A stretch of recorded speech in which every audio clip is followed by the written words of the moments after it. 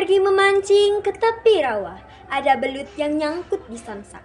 Perkenalkan, saya Cahya Numulan Ajwa dari SMP Negeri 17 Kota Pontianak. Melati kuntum tumbuh melata, sayang merbah di pohon cemara.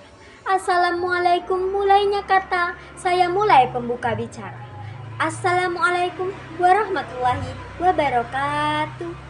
Om Swastiastu, Namo Buddhaya, salam kebajikan dan salam sejahtera untuk kita semua. Yang terhormat Ibu Desi MPD sebagai guru mata pelajaran Bahasa Indonesia serta teman-teman yang saya banggakan.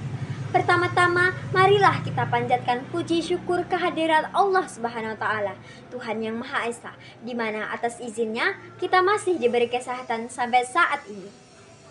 Pada kesempatan kali ini, saya akan menyampaikan pidato dengan judul Membangun Generasi Emas 2045 untuk Kearifan Lokal di Era Digital.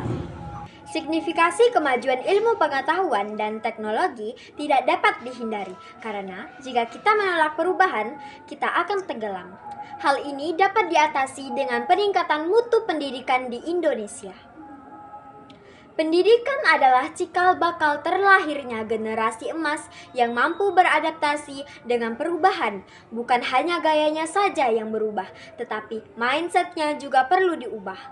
Oleh karena itu, pendidikan di Indonesia saat ini sedang melakukan sebuah program untuk mengembangkan prestasi dan berbagai macam keterampilan dengan kompetensi abad 21 kompetensi.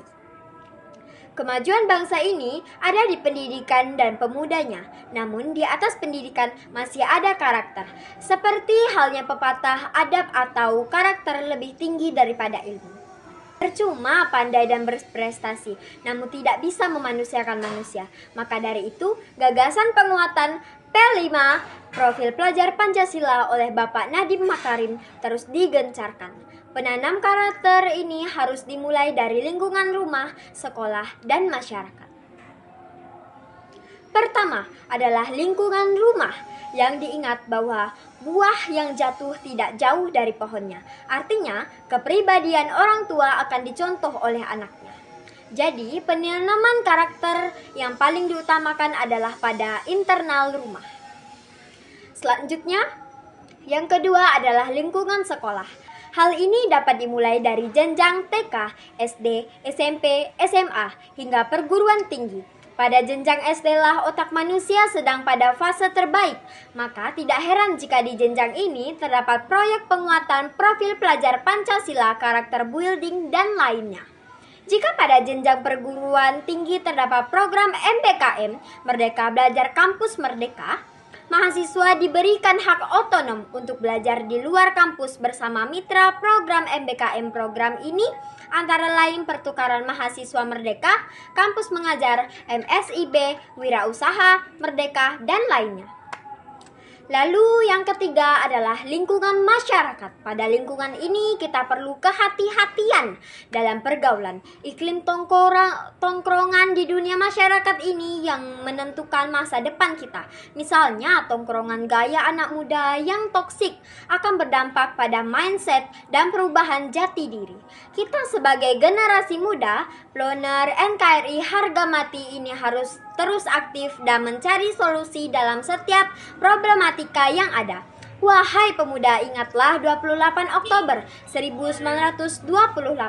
Seluruh pemuda dari Sabang sampai Merauke mengikrarkan Sumpah Pemuda, momentum persatuan atas dasar nasionalisme, berbangsa yang satu, bangsa Indonesia, berbahasa yang satu, bahasa Indonesia, dan bertumpah darah yang satu, tanah air Indonesia.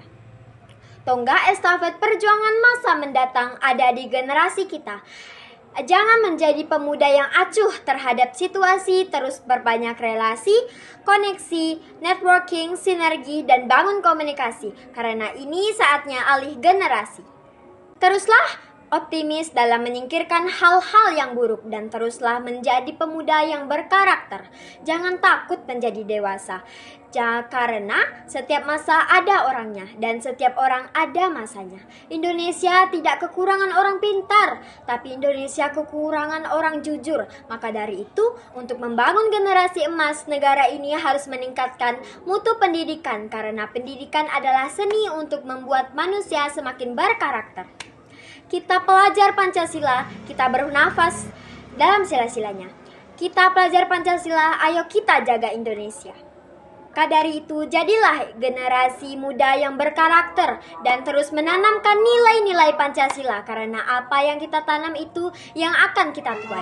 Jadilah generasi muda yang menerima perubahan, yang mampu beradaptasi dengan zaman, namun tidak melupakan kearifan lokal, karena sejatinya Indonesia ini beragam. Di bawah atap Bhinneka Tunggal Ika, keberagaman menyatukan. Demikian pidato ini saya sampaikan, semoga dapat bermanfaat bagi kita semua. Mohon maaf bila ada salah kata. Wabillahi taufik wal hidayah. Wassalamualaikum warahmatullahi wabarakatuh.